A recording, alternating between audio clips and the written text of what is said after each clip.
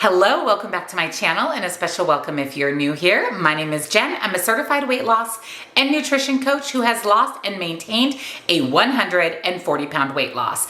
And today we're going to talk about unhealthy foods that masquerade as healthy foods. I'm going to share with you 10 notable healthy foods that are actually unhealthy and why. So if you're excited, give this video a big thumbs up. Subscribe if you're not, turn your bell on because I upload new videos every Tuesday and Thursday. Down in the description box, you will find nutrition coaching where I offer personalized, customized to you macros and calories. Highly recommend. This is what I follow to lose and maintain my 140 pounds, as well as one-on-one coaching for questions, accountability, or to talk with me directly. Links and discounts to my favorite things are also down in that description box. So let's talk about unhealthy foods that are masquerading as healthy foods.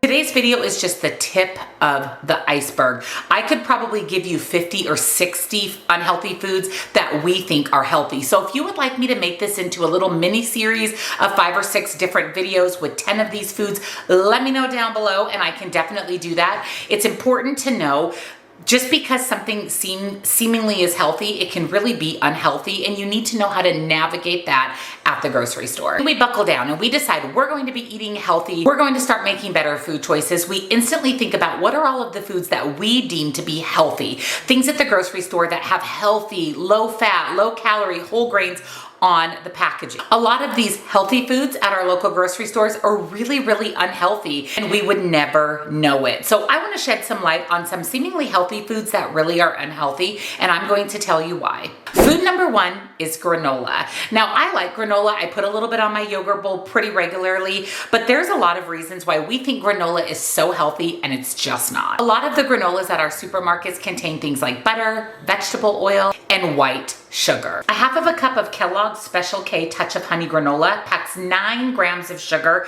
coming from 4 different sources, including white sugar, honey, corn syrup, and molasses. Also, depending on the brand that you buy, you may be consuming way more calories than you ever thought could be in something simple like granola. Some granolas have upwards of 400 calories before adding milk. It's important to become a nutrition label reader. Turn it over, look at how many calories, look at the ingredients. Is there a lot of added sugar? In the nutrition label, look where it says total sugars and added sugars. The added sugars should be 0 to very minimal for that to be considered a little bit more of a healthy granola. Just keep in mind that granola is a very small portion for a lot of calories, so use it sparingly. Number 2, this is one that this is the trap that I've even fallen into, and this is low-fat salad dressing. We think in order to lose weight, we have to follow a low-fat diet, and that couldn't be further from the truth. And a lot of fat-free and low-fat products have terrible, terrible ingredients. They have to pack it full of who knows what to make it taste good so that you'll eat it. To be honest with you, you're better off having full-fat dressing and just less of it. Low-fat salad dressings often make up for their lack of satisfying fat by adding sugar, high fructose corn syrup, salt, and scary additives and preservatives to the recipe instead. A 2 tablespoon serving of Ken's fat-free sun-dried tomato vinaigrette has a shocking 14 grams of sugar. That's 5 grams of sugar more than in a fun-sized Snickers bar. So really, you're better off eating the Snickers bar than the low-fat Ken's salad dressing. Again, look at your ingredient label, look at your nutrition label, and remember, the less processed the food is, the better. The less low-fat, low-calorie, low sugar the food is, the better really it is ingredient-wise. Number 3, green juice. We've been told our whole life that green juice is healthy, but is it? Green juices can actually give you literal sugar shock. So these green juices, yeah, they can contain a lot of veggies, but all the fruit used to sweeten the juice is where we can run into an issue. Unlike making something at home like a fruit smoothie, green juices, all of the fiber is stripped from there. And what causes the lack of a sugar spike with fruit is because it contains fiber. So when we strip it out, which happens in most juices, it makes it really truly just a sugar bomb. And the worst part of it is you'll consume the green juice thinking it's healthy and you'll be hungry an hour later. Your best bet is to make smoothies or juices at home and make sure that the fiber is intact.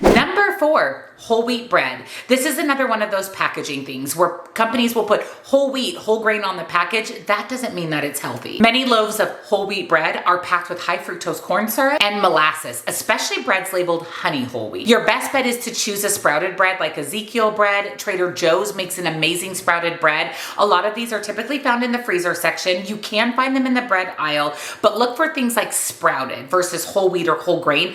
And the first ingredient should be whole grains if they're going to call it whole grain. And again, watch the added sugars and check that ingredient label. Number 5, veggie chips. Veggie chips aren't even made from veggies. Think veggie straws. The big bag you can buy at Costco for like $6, and you think you're doing your body good by consuming vegetables. There's actually no vegetables in veggie straws. It's literally a potato product, just like a potato chip. Veggie chips are still deep fried and highly salted. Just because it says veggie chip or veggie straw or veggie whatever on the package doesn't even mean that vegetables are contained in there or the main ingredient. Check the ingredient label. Look for vegetables as one of the top 2 or 3 ingredients. The higher up on the ingredient list something is, the more the product contains. The lower on the list, the less the product contains. And also look for those unhealthy seed oils like vegetable oil and sunflower oil.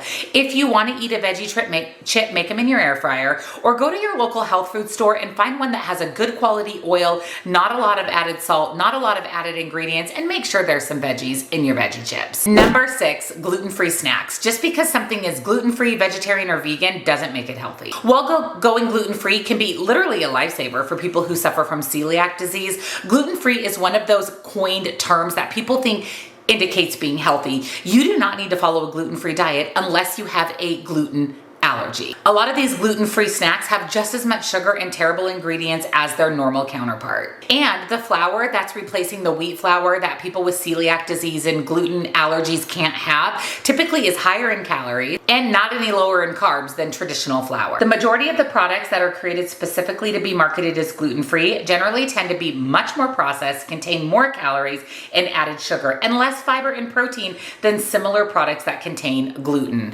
So just because something says gluten-free, vegan, or vegetarian doesn't make it healthy. Number 7, turkey bacon. Now we think we are doing our diet, our weight loss journey, our body good by eating turkey bacon instead of regular bacon, but are we? While choosing turkey bacon can shave off a few calories, even some saturated fat, it's often loaded with artificial colors, excess sodium, saturated fat, and nitrites. Nitrates are deemed probably carcinogenic by food sources, so you want to avoid nitrites and nitrates as much as possible. Now I will tell you, there are some really good turkey bacon options out there. There's a brand called Columbus. You can typically buy this at Costco. It's nitrate and nitrite free. It's low in sodium and it's good quality turkey bacon. Also, Sam's Club, the Members Mark brand, makes a really good turkey bacon. Again, become an ingredient label reader. Number 8 is canned soup.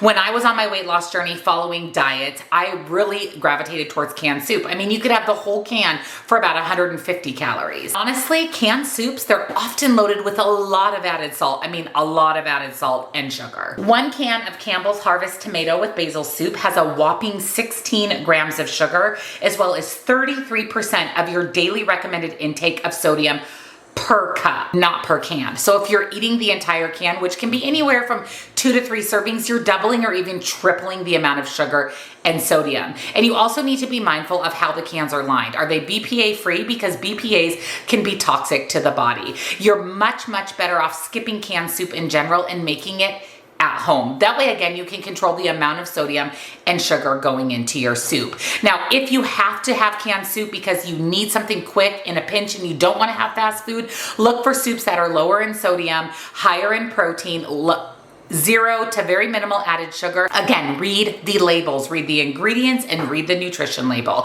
And just know that if you eat canned soup, you're going to have to watch your sodium intake the rest of the day. Number 9, something I have pretty regularly, and that is protein bars. Protein bars can be an amazing way to fuel your muscles, a great way to get in some protein, especially on the go, and really are a great supplement on a health journey. But based on the ingredients in the protein bars that you're choosing, they can contain belly bloating soy, sodium, artificial colors, sugar, and high fructose corn syrup. The sugar-free or low-carb protein bars are no better.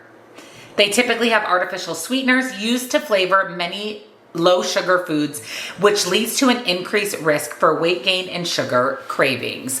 So similar to the other foods we've talked about today, we really want to look at the ingredients. If you are sensitive to artificial sugars, try to find a protein bar made from natural ingredients. A great option is the RX bar. It's made from all natural ingredients, including dates. Same with the Lara bar. This is a date-based natural bar. Just because something's low calorie, low sugar, high protein doesn't make it healthy. You've got to do your due diligence of looking at what is in the food that you're consuming. There's nothing wrong with protein bars, just try to choose a healthier option. And number 10, rice cakes. Now, I eat rice cakes before I go to the gym. It's a great simple source of carbohydrates to make it through a workout, but you've got to be mindful of which rice cakes, like all the other foods we talked about today, you're choosing. Rice cakes in their form are low in calories. They're a source of carbohydrates. Like I said, they're a great pre-workout snack because they're just a fast-acting carbohydrate. Where we get into trouble with rice cakes is what we put on them. In addition to high sodium counts and savory flavors like cheddar and ranch, a single Quaker caramel corn rice cake has 3 grams of sugar,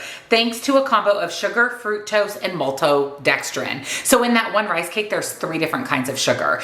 If you want to have rice cakes, if you like them, if you enjoy having them, get the plain salted or unsalted version. And again, be mindful of what you're putting on there. Your best bets are things like nut butter. Watch your portion on nut butter. It's calorically dense, high in fat, can be high in sugar, depending on the nut butter that you're choosing. Maybe making avocado toast out of your rice cake, including some type of protein and healthy fat, is a great way to take that carbohydrate and make it into a solid snack or meal. It's all about being mindful of what you're choosing when it comes to rice cakes. So those are 10 unhealthy foods that are marketed as healthy foods. Again, let me know down below if you'd like a part 2, 3, 4, 5, 6 of this series. I can give you a slew of foods to be mindful of when you're at the grocery store. And let me know down below, are any of these your go-to foods? And did any of these surprise you? Were you one of the people that deem these as healthy when they're really not? Let me know down below. And if you enjoyed the video and found it helpful, give it a big thumbs up. Subscribe if you're not, turn your bell on because I upload new videos every Tuesday and Thursday. I will have nutrition coaching and links and discounts to my favorite things in the description box. Thank you for watching and I'll see you next time. Bye.